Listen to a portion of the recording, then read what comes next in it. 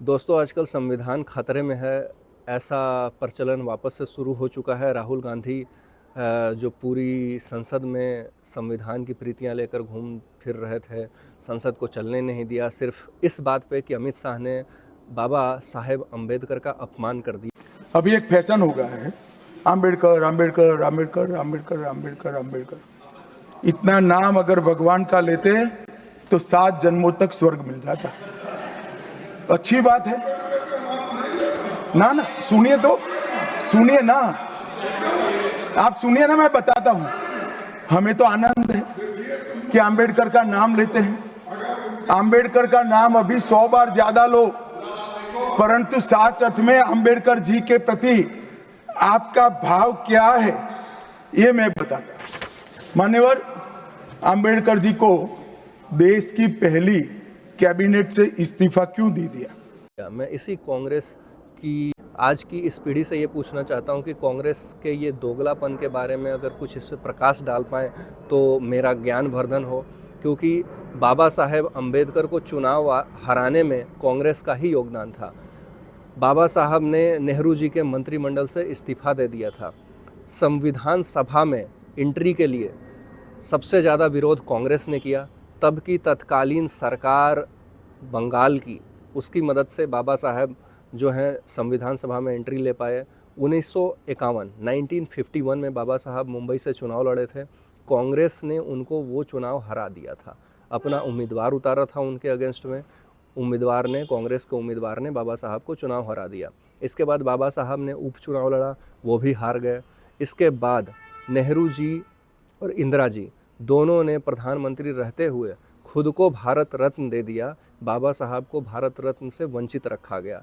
भारत रत्न बाबा साहब को मिला जब अटल जी की समर्थित सरकार केंद्र में आई, तब जाकर के बाबा साहब अम्बेडकर को भारत रत्न मिला। इसके बाद जो 80 संशोधन संविधान में हुए वो कांग्रेस पार्टी के समय में ही हुए।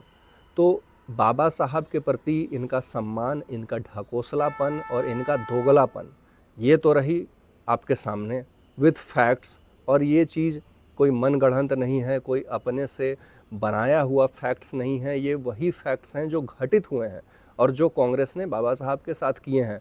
अब रही बात दलितों की, आदिवासियों की, पिछड़ों की, जो कि राहुल गांधी कहते हैं कि हम दलितों की आवाज़ उठाते हैं। भाई साहब, कर्नाटका में दलितों के लिए एक फंड गया था, जो अंत्योदय योजना के लिए गया था, जो अंतिम पंक्ति तक पहुंचना चाहिए था गरीब मजदूर दलित के लिए।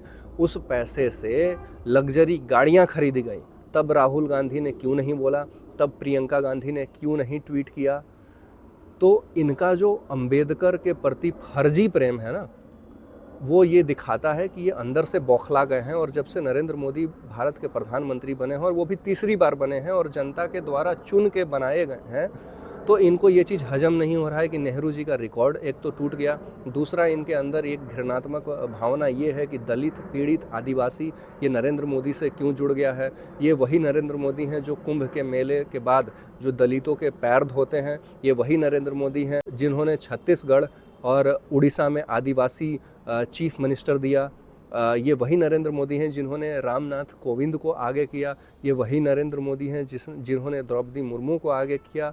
तो कांग्रेस ये सब पचा नहीं पा रही है। और कांग्रेस आज तक यही मानते आई थी कि जो दलित है, पीड़ित है, शोषित है, वंचित है, ये राज दरबार के गुलाम हैं, कांग्रेस पार्टी के गुलाम हैं, गांधी परिवार के गुलाम हैं। और ये गुलामी उनको करनी पड़ेगी। अगर ये शिक्षित हो गए, ये मुख्य धारा से जुड़ गए, तब कांग्रेस का खेल ख़त्म हो जाएगा, कांग्रेस का गेम ओवर हो जाएगा। कांग्रेस इस चीज़ को बहुत अच्छे से जानती है, इसीलिए कांग्रेस ने आज तक सिर्फ दलितों को, आदिवासियों को यूज किया है। कांग्रेस की नीति जो शुरू से रही है वो डिवाइड एंड रूल की रही है। यही कांग्रेस अगर छात्र का मुद्दा उठाती, बेरोजगारी का मुद्दा उठाती, सड़कों का मुद्दा उठाती, तो हम उसके साथ होते। क्योंकि जो अपोजिशन होता है उसको कंस्ट्रक्टिव पॉलिटिक्स के लिए जाना जाता है। अगर ये कंस्ट्रक्टिव पॉलिटिक्स नहीं करेंगे और संसद जो कि हमारे और आपके टैक्स से चलता है उसको बाधित करते रहेंगे, तो हम एज ए जनता जिन्होंने रोड के लिए वोट दिया है, जिन्होंने स्कूल के लिए वोट दिया है, जिन्होंने हॉस्पिटल्स के लिए वोट दिया है, कुछ गांव ऐसे हैं जहां सड़कें ही नहीं हैं, जहां आज भी एम्बुलेंस नहीं जा पाते हैं, उन्होंने उसके लिए, उस बदलाव के लिए वोट दिया है, नारी सशक्तिकरण के लिए वोट दिया है। अगर इन सब मुद्दों पर, जॉब्स पे बात नहीं होगी, सड़कों पे बात नहीं होगा, रोजगार पे बात नहीं होगा, इन्फ्लेशन बढ़ रहा है उस पे बात नहीं होगा, अगर आप इसी पे संसद को रोकते रहेंगे कि माफ़ी मांगनी चाहिए या नहीं मांगनी चाहिए, 12 सेकंड का फर्जी क्लिप काटकर क्लिप कटवा कांग्रेस बन जाएंगे और इसी पे आपकी राजनीति टिकी रहेगी, तो जो जनता ने आपको महाराष्ट्र में सबक सिखाया है वो आने वाले 2029 के चुनाव में भी आपको सबक सिखा सकती है। इसीलिए अभी भी वक्त है, राहुल गांधी एंड कांग्रेस पार्टी या जितनी भी अपोजिशन पार्टियां हैं उनको जनता के मुद्दे उठाने चाहिए। जनता के सरोकार ही सबसे बड़ा सरोकार है, इसीलिए आपको जनता का मुद्दा उठाइए, जो जनता से जुड़े हुए मुद्दे हैं उनको सामने रखिए और उन पे डिस्कशन हो, एक प्रोडक्टिव आउटकम निकले, तब जनता आपसे जुड़ेगी, वरना जनता आपसे नहीं जुड़ने वाली है। थैंक यू, धन्यवाद। वीडियो अच्छी लगी हो तो सब्सक्राइब कर लीजिए। मैं ऐसे ही आने वाले टाइम में हर एक टॉपिक पे रेलता रहूँगा, फैलता रहूँगा। इसके लिए आपको सब्सक्राइब करना होगा, बेल आइकन के बटन को दबा के रखिए ताकि आने वाला वीडियो जो है आपको सीधा सीधा अगले टॉपिक पे पहुँच जाए।